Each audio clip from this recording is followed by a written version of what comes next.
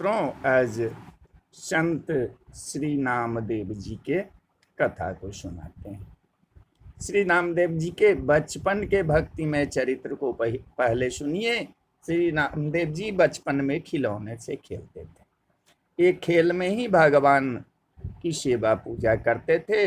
वे किसी काष्ठ या पाषाण की मूर्ति बना लेते और फिर उसे बड़े प्रेम से वस्त्र पहनाते, भोग लगाते, घंटा बजाते तथा नेत्र बंद करके मन में अच्छी तरह भगवान का ध्यान करते।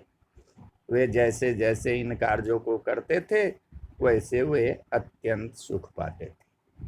प्रेमवश उनके नेत्रों में जल भर आता।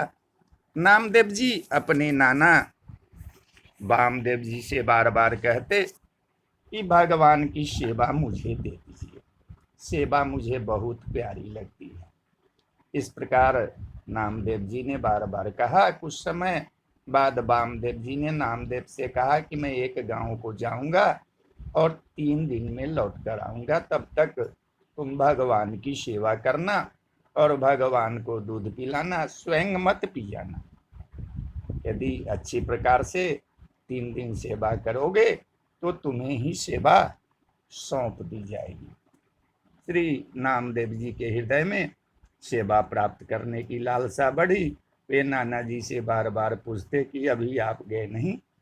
एक दिन नाना जी के बाहर गांव जाने का समय आ गया। वे चले गए। नामदेव जी ने अच्छी तरह देखभाल कर कड़ाही में 2 सेर दूध डाला और मन में निश्चय किया कि दूध को औंट कर अति उत्तम बनाऊं, जिससे प्रसन्न होकर प्रभु पी लें। श्री नामदेव जी के हृदय में प्रेम की बड़ी भारी उमंग थी और उन्हें चिंता भी थी कि सेवा में कोई त्रुटि न हो जाए। बालक नामदेव जी दूध औंटकर उसे एक सुंदर कटोरे में भरकर भगवान के समीप ले आए। दूध में इलायची और मिश्री मिलाई दूध पिलाने की आशा से पर्दा कर दिया। कुछ देर प्रेम की लंबी श्वासें भरते रहे, फिर पर्दा हटाकर देखा तो दूध भरा कटोरा ज्यों का त्यों रखा हुआ था। इससे इनके मन में बड़ी निराशा हुई और भगवान से प्रार्थना करने लगे कि प्रभु आप दूध पीकर तृप्त हो जाएं। श्री नामदेव जी भगवान को दूध भोग लगाते और यह देखते कि भगवान ने दूध नहीं पिया है। इस प्रकार 2 दिन बीत गए। स्वयं भी उन्होंने अन्न जल ग्रहण नहीं किया और इस बात को अपने मन में ही छिपा कर रखा। माता जी को भी नहीं बताया और भूखे प्यासे ही रात को सो गए। पर चिंता के कारण निद्रा नहीं आई। तीसरे दिन का सवेरा हुआ, फिर उसी प्रकार सावधानी से दूध को औटाया, इलायची मिश्री मिलाई और आज प्रभु अवश्य ही दूध पी लेंगे। इस भाव से मन को मजबूत करके भगवान के सामने दूध रखा और कहा, प्रभु जी, प्रभु नाना जी दूध पिलाने को कह गए, आप दूध को पीजिए तभी मैं प्रसन्न होऊंगा। इतने पर भी जब भगवान ने दूध नहीं पिया तब श्री नामदेव जी बोले, मैं बारंबार आपसे दूध पीने की विनती करता हूं परंतु आप दूध नहीं पीते। कल प्रातः काल नाना जी आ जाएंगे और वे हम पर रुष्ट होंगे, फिर कभी सेवा मुझे नहीं देंगे, इसलिए ऐसे जीने से तो मरना ही अच्छा है।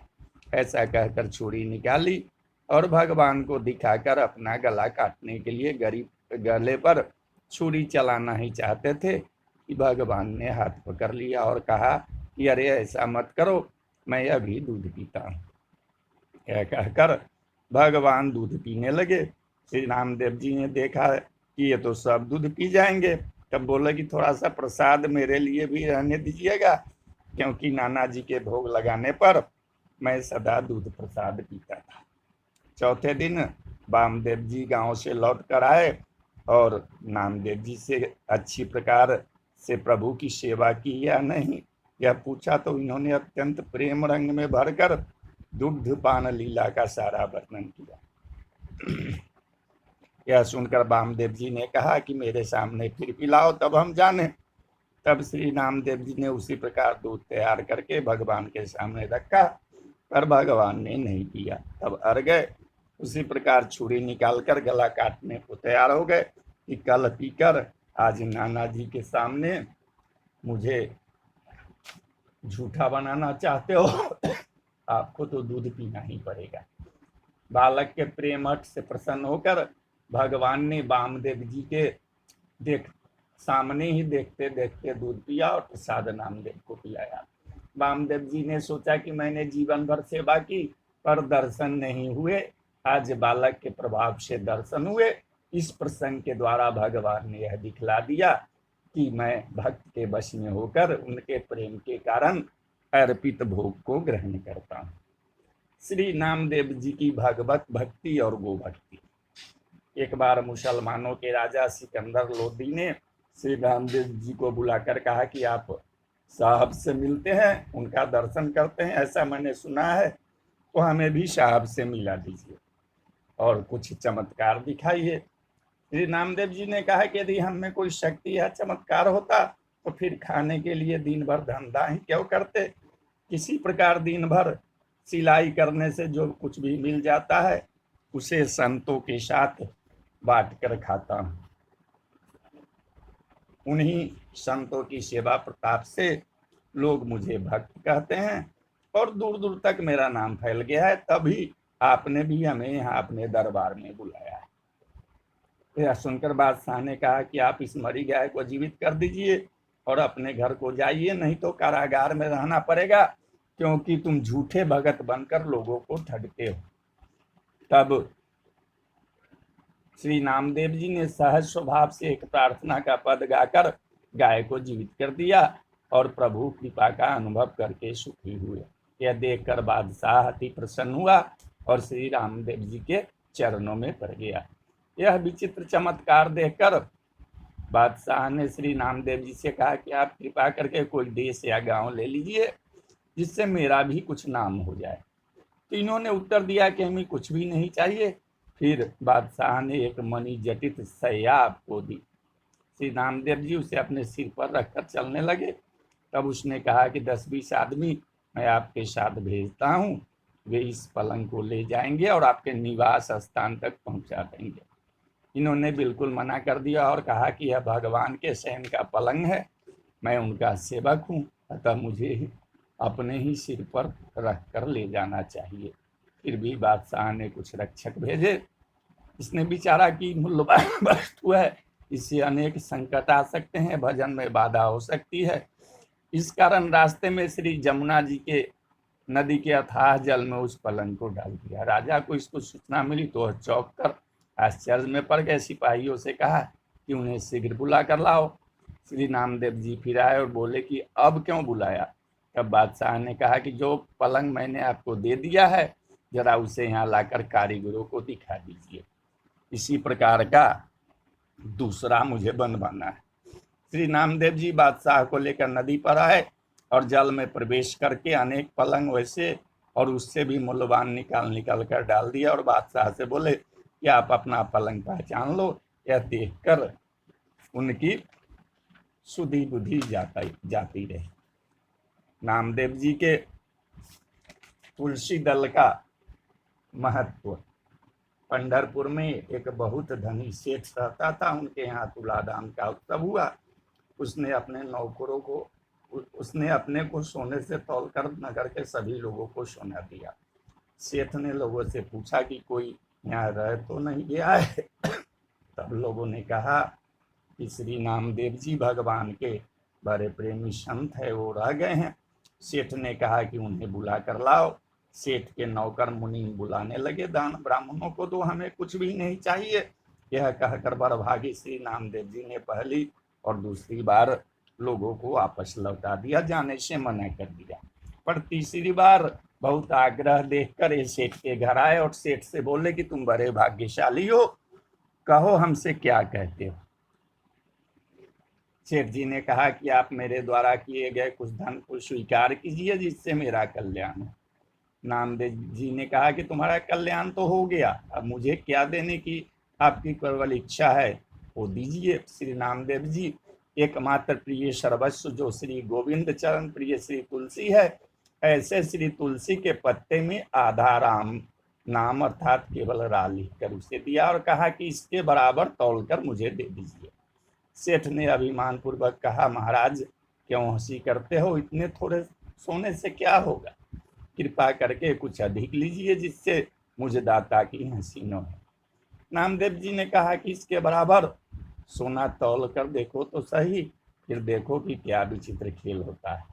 यदि तुम इसके बराबर पूरा करके सोना दे दोगे तो मैं तुम पर प्रसन्न होऊंगा। यह सुनकर सेठ जी एक तौलने का कांटा ले आए और एक तुलसी पत्र एक और दूसरी ओर सोना चढ़ाया। उस समय बड़ा विचित्र आश्चर्य हुआ, सोने का ढेला तुलसी पत्र के बराबर नहीं हुआ। सेठ जी उदास हो गए, जिससे 5-7 मन तौला जा सके ऐसा बड़ा तराजू मंगवाया। उस पर एक और तुलसी पत्र और दूसरी ओर घर भर का संपूर्ण सोना चांदी आदि रखा। पूरा न पड़ने पर जाति कुटुंब वालों के घरों से ला ला कर बहुत सा धन रखा, परंतु वह सब तुलसी पत्र के बराबर नहीं हुआ। श्री राम नाम लिखित तुलसी पत्र के महत्व को देखकर घर के सभी स्त्री पुरुषों के समेत सेठ जी को बड़ा शोक तथा दुख हुआ। श्री नामदेव जी ने विचारा कि अभी इन्हें तुलसी पत्र एवं श्री राम नाम की महिमा का पूरा अनुभव नहीं है, इसलिए बोले कि आप लोगों ने जितने व्रतदान और तीर्थ स्थान आदि पूर्ण कर्म किए हो उसका संकल्प करके जल डाल दीजिए। सभी लोगों ने पुण्यों का स्मरण कर करके संकल्प पढ़कर जल डाला, पर इस उपाय के करने से भी काम नहीं चला। जिधर तुलसी पत्र रखा था वह पलरा अपने पैर भूमि में गाड़ रहा था। यह देखकर सभी लोग लज्जित हो गए और प्रार्थना करने लगे कि इतना ही ले लीजिए। श्री नामदेव जी ने कहा कि हम इस तुच्छ धन को लेकर क्या करें, हमारे पास तो राम नाम धन है, यह धन उसकी बराबरी नहीं कर सकता। इस धन से कल्याण होना संभव नहीं है। नाम की और तुलसी की महिमा देखकर आज से इस धन को तुच्छ समझो और राम नाम रूपी धन से प्रेम करो, गले में तुलसी धारण करो, राम नाम जपो। यह कहकर श्री नामदेव जी ने सबके हृदय में भक्ति का भाव भर दिया। सभी की बुद्धि प्रेम रस में डूब गई। श्री नामदेव जी की एकादशी व्रत के प्रति निष्ठा। एक बार भगवान के मन में यह उमंग उठी कि श्री नामदेव जी की एकादशी व्रत निष्ठा का परिचय लिया जाए। यह विचार कर उन्होंने एक अत्यंत दुर्बल ब्राह्मण का रूप धारण किया। एकादशी व्रत के दिन श्री नामदेव जी के पास पहुंचकर बड़ी दीनता करके अन्न मांगने लगे कि मैं बहुत भूखा हूँ, कई दिनों से भोजन प्राप्त नहीं हुआ है, कुछ अन्न दो। श्री नामदेव जी ने कहा आज तो एकादशी है, दूध फलाहार से ही काम चलाना पड़ेगा, अन्न नहीं दूंगा। प्रातः काल जितनी इच्छा हो उतना अन्न लीजिएगा। दोनों अपनी अपनी बात पर बड़ा भारी हटकर बैठे। इस बात का शोर चारों ओर फैल गया। लोग इकट्ठे हो गए और श्री नामदेव जी को समझाने लगे कि इस भूखे ब्राह्मण पर क्रोध क्यों करते हो, तुम ही मान जाओ, इसे कुछ अन्न दे दो। श्री नामदेव जी नहीं माने। दिन के चौथे पहर के बीतने पर उस भूखे ब्राह्मण देव ने इस प्रकार पैर फैला दिया कि मानो मर गए। गांव के लोग श्री नामदेव जी के भाव को नहीं जानते थे, अतः उन लोगों ने नामदेव जी के सिर पर ब्राह्मण हत्या लगा दी और उसका समाज से बहिष्कार कर दिया। पर नामदेव जी बिल्कुल चिंतित नहीं हुए। अपने नियम के अनुसार जागरण और कीर्तन करते हुए श्री नामदेव जी ने रात बिताई। प्रातःकाल चिता बनाकर उस ब्राह्मण के मृतक शरीर को गोद में लेकर उस पर बैठ गए कि हत्यारे शरीर को न रखकर प्रायश्चित स्वरूप उसे भस्म कर देना ही उत्तम है।